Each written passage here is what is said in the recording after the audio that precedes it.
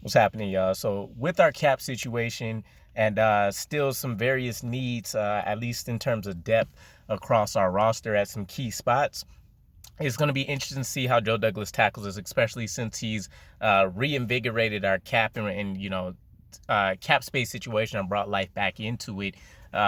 With him, at least recently, I believe we're 32nd ranked in dead cap space, basically meaning we're not paying players that are no longer on the roster for us, or no longer in the NFL and onto new teams.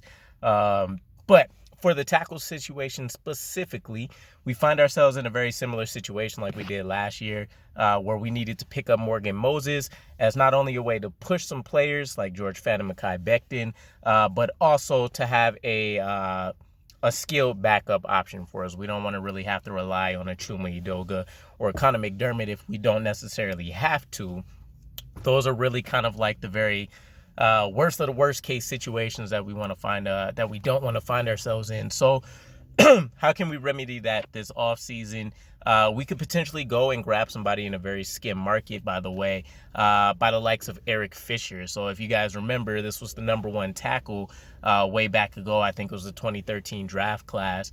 And it would be a solid but unspectacular signing. So the man has size 6'7". I think he plays around like 315, 320 pounds.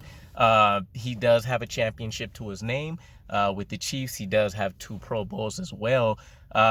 The reason it's a solid but unspectacular signing, given that he's a previous number one, is he just never really lived up to his potential.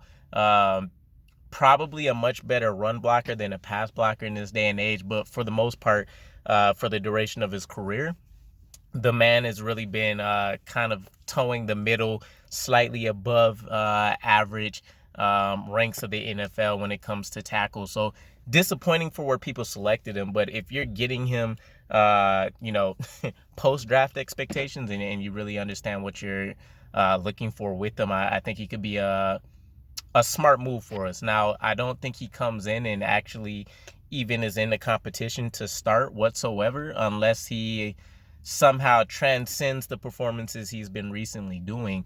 But him coming off one of his strongest run blocking seasons and then just generally having a pretty solid performance when it comes to playing the tackle position, I think it puts us in a better spot where he's that emergency kind of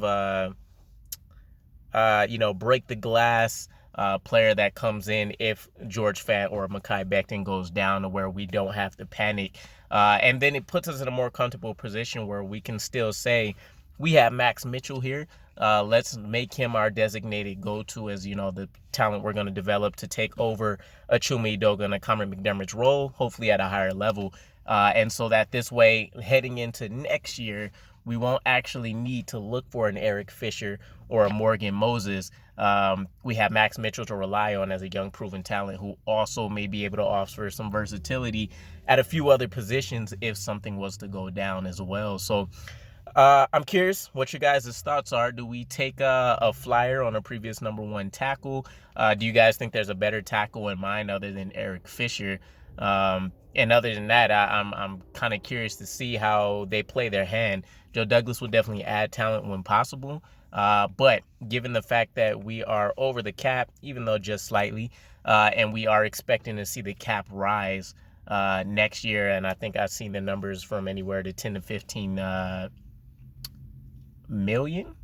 But either way, if he doesn't add anybody, then that puts a lot more pressure on Max Mitchell to hopefully be somebody that can not necessarily step in because he won't be starting, but can come in and take those backup reps, and we don't see a huge fall off in play. But I will catch you guys again on that note. Again, let me know your comments below, and I'll see you again. Peace.